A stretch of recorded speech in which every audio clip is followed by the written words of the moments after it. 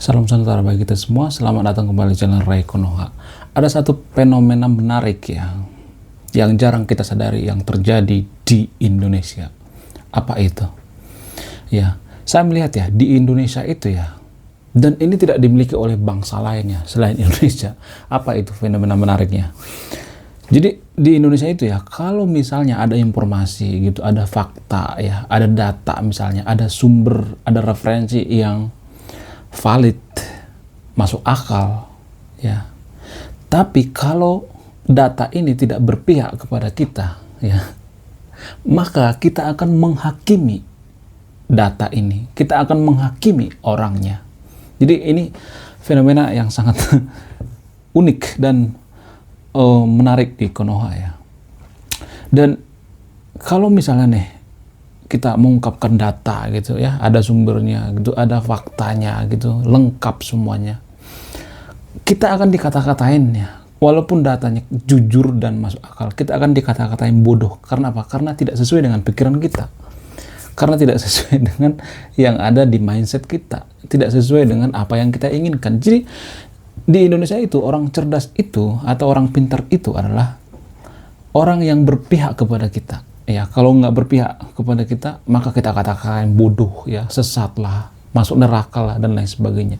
Jadi saya juga sering digituin subscriber channel ini kalau misalnya saya bahas topik yang berbeda gitu, yang tidak sesuai dengan keinginan subscriber, maka banyak subscriber yang ngomong seperti ini, dulu mah saya sangat suka channel ini, sekarang mah saya unsubrek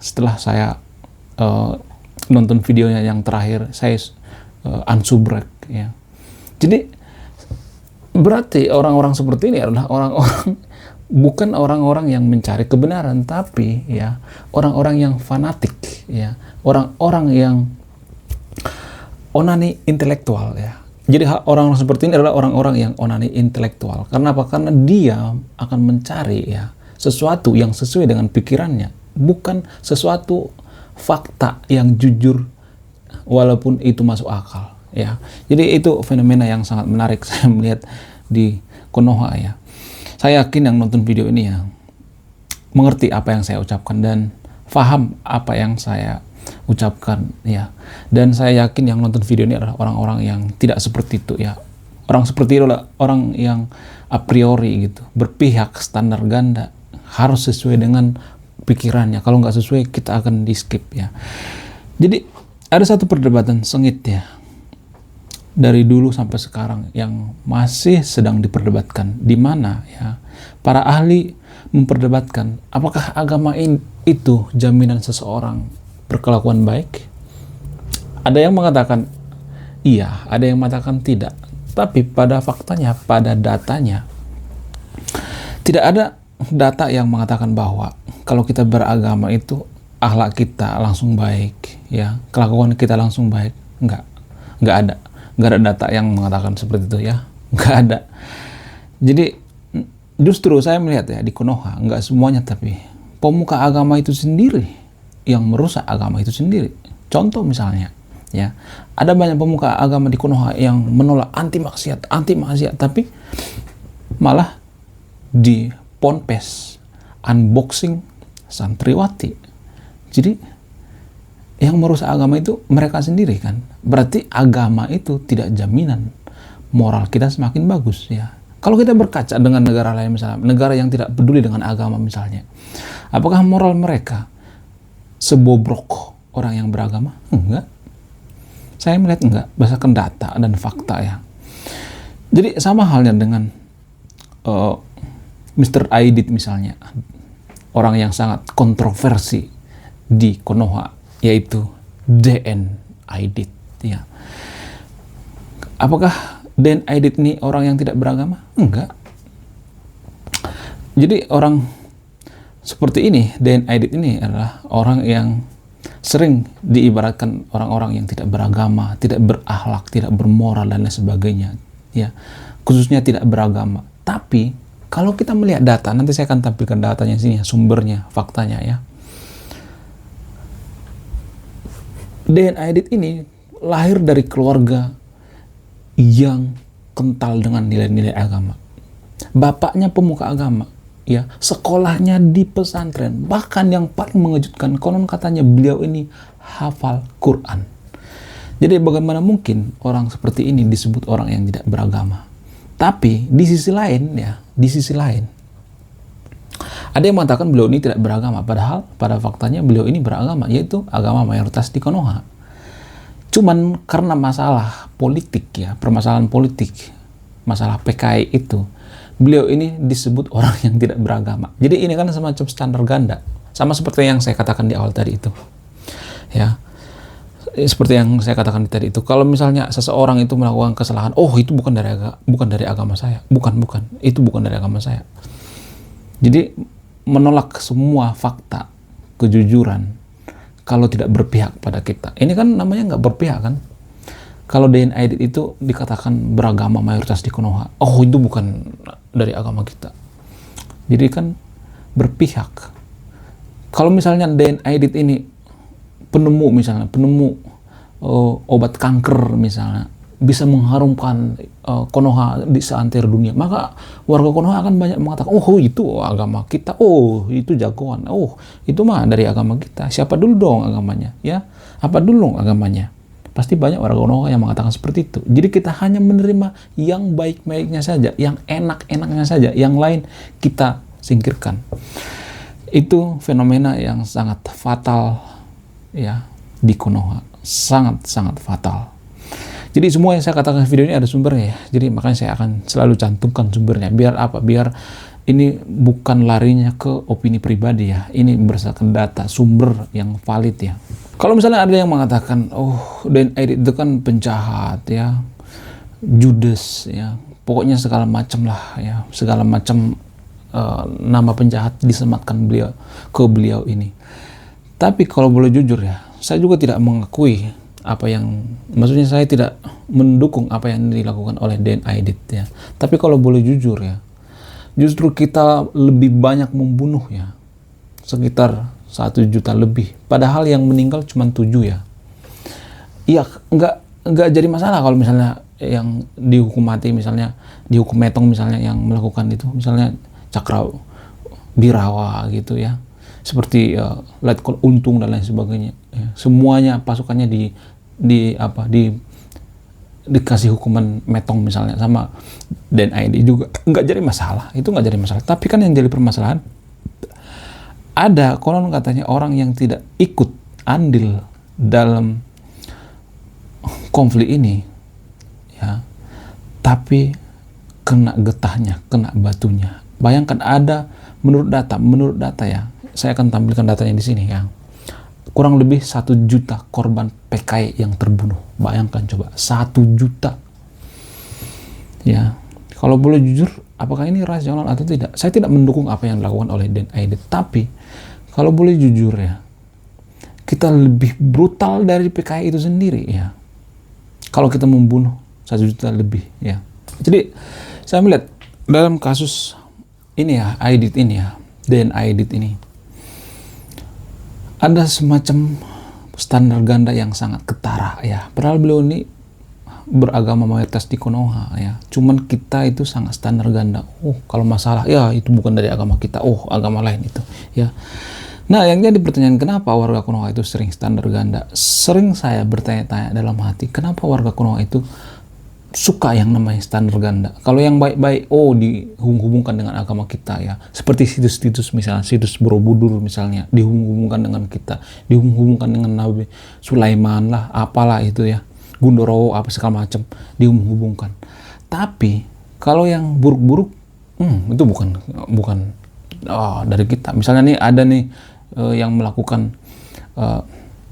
seperti DN Aidit ini misalnya melakukan kejahatan misalnya, oh itu bukan dari agama kita. Jadi ini kan semacam standar ganda. Nah, yang jadi pertanyaan, kenapa warga Konoha itu banyak yang standar ganda? Salah satu alasan yang paling masuk akal itu adalah karena justru di kitab suci agama di Konoha, agama tertentu di Konoha ya, bukan semua agama, kitab sucinya itu justru mengajarkan standar ganda. Lah, kok bisa? Yang bener aja bro, beneran. Contoh misalnya, kita ambil contoh. Misalnya di ayat sini misalnya ya, di satu ayat dikatakan, Kamu harus berteman dengan kafir. Kafir itu saudara kita. Kamu jangan membunuh kafir. Ya, kamu harus baik-baik sama kafir. Tapi di sisi lain ada yang mengatakan perangilah kafir, bunuhlah kafir ya. Ya. Kamu harus memerangi kafir. Kamu tidak bisa berteman dengan kafir. Jauhkanlah kafir dan lain sebagainya. Jadi ini kan semacam standar ganda ya. Ya nggak sih? Ya nggak?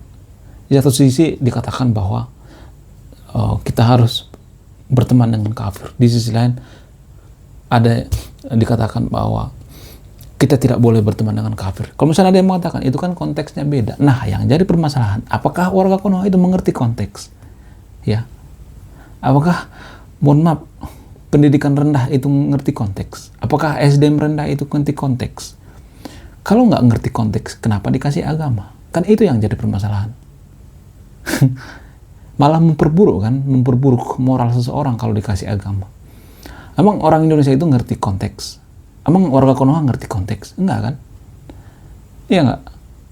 Kalau misalnya ada yang mengatakan itu kan konteksnya zaman dulu, zaman perang ya, itu konteksnya zaman dulu ya, zaman baheula misalnya ya, abad ke-7, abad ke-8 misalnya, itu kan kontekstual. Apakah warga Konoha itu ngerti konteks?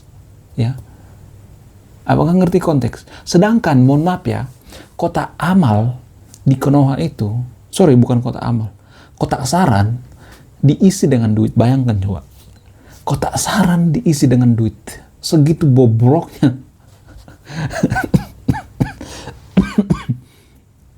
Segitu bobroknya SDM kita.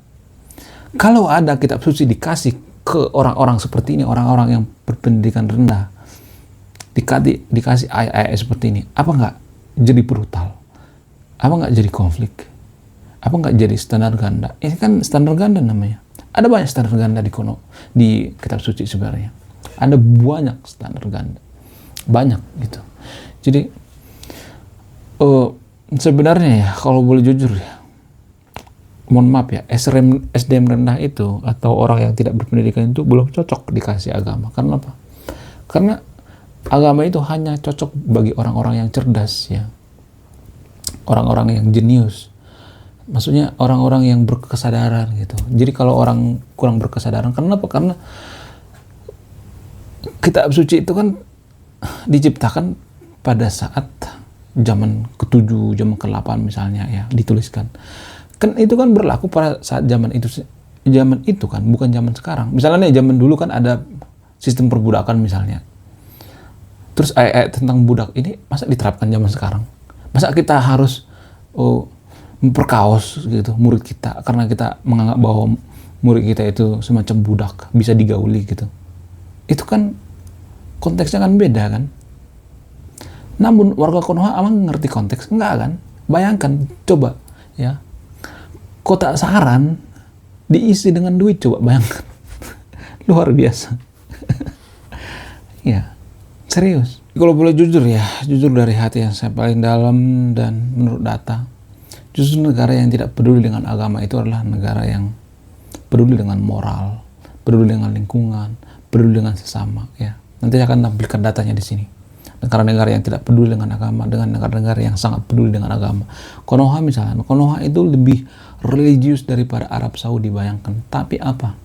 Coba kita lihat, pemuka agama ngegoblok-goblokin tukang es ya. Pemuka agama ya, kuburan palsu, wakaf palsu. Kalau nggak kebongkar sekarang, kuburan palsu itu dari ratusan tahun yang lalu tetap berjalan gitu ya. Coba bayangkan, menurut data ya, orang yang tamasya, orang yang berwisata ke kuburan palsu itu lebih banyak daripada orang yang berwisata ke Bali. Bayangkan coba, ada sekitar kurang lebih 2-4 juta per tahun orang yang berwisata ke kuburan palsu daripada ke tempat wisata. Kenapa duitnya itu nggak ke tempat wisata biar ekonomi muter gitu? Ya nggak sih? Itu kalau kita pikirannya hidup ya, tapi kalau pikirannya mati ya, seperti netizen toksik yang berada di Konoha ya, dikit-dikit laporkan, dikit-dikit persekusi, dikit-dikit bubarkan ya, dikit-dikit kafir, kopar kafir, emosian, beragama makin amburadul. Luar biasa. Oke, jadi poin-poin yang saya sampaikan di video ini ya, yang pertama tadi itu, biasanya warga Konoha itu kalau tidak sesuai dengan pikirannya, tidak sesuai dengan apa yang dia sukai, nggak sesuai dengan mindsetnya, nggak sesuai dengan kemauannya, maka dia akan menghakimi pendapat orang lain. Walaupun pendapat orang lain itu masuk akal dan jujur. Itu yang pertama. Yang kedua, apakah agama itu jaminan kita untuk bermoral baik? Belum tentu. Nggak ada data yang mengatakan seperti itu. Ya, bukan berarti saya nyuruh yang untuk tidak beragama ya. Yang jelas secara data nggak ada. Ya. Apakah jaminan itu masuk surga? Enggak. Nggak ada agama yang bisa menjamin masuk surga. Kalau misalnya ada yang mengatakan ngaku-ngaku, ya agama saya yang paling benar, agama saya yang paling masuk surga. Apakah Tuhan mengatakan seperti itu? Saya rasa enggak. Secara masuk akal ya. Masa Tuhan se-rasis itu ya, hanya memasukkan agama tertentu ke surga, terus agama lain enggak gitu. Apakah Tuhan itu rasis? Kalau Tuhan itu rasis, berarti dia bukan Tuhan. Tuhannya harus dipertanyakan ya. Kalau dia rasis, Tuhan itu kan maha adil ya, maha pengasih, bukan maha rasis ya. Kalaupun Tuhan itu ada, karena Tuhan itu masih dipertanyakan ya. Kalaupun surga itu ada, karena surga juga masih dipertanyakan, belum pasti. Bukan berarti saya mengatakan surga itu tidak ada, surga itu masih belum pasti. Terus yang selanjutnya misalnya, kita itu sangat suka yang namanya standar ganda ya. Kalau seagama dengan kita bilang mati-matian. Kalau beda agama, itu bukan urusan saya, itu bukan saya. Ya, tapi kalau misalnya ada melakukan kejahatan, walaupun seagama dengan kita, ya, kalau misalnya sudah divonis bersalah, itu bukan dari agama saya, bukan. Agama saya tidak melakukan seperti itu. Ini namanya teknik pencucian tangan ya. Itu artinya kita sampai kapanpun tidak akan menjaga citra agama itu sendiri. Pengennya enak-enaknya saja ya. Poin selanjutnya misalnya, justru negara yang tidak peduli dengan agama itu adalah negara yang paling bermoral, yang paling baik, yang paling menghargai HAM dan lain sebagainya. Oke. Sekian video ini, terima kasih sudah menyimak. Saya mau unboxing dulu. Saya Ray Konoha, salam rasional.